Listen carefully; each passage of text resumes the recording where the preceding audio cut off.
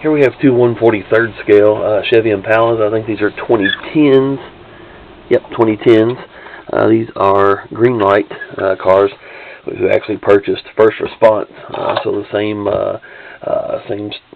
cars and everything now that they're producing, they actually look a little more detailed than when first response was actually working up or doing these. So a little bit extra trim and stuff on them, look a little bit different than they used to. I think these started out life as the Hawaii 5.0 Impala Police Cruiser Hawaii PD.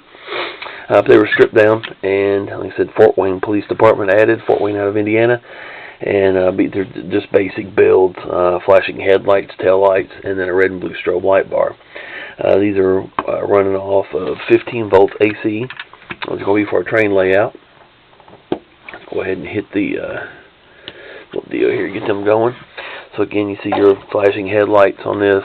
Again, red and blue strobe light bar, and like I said, fairly basic, just strobe or flashing tail lights. So turned out pretty cool.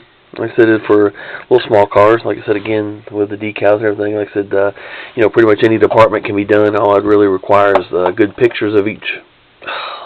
Get out of there.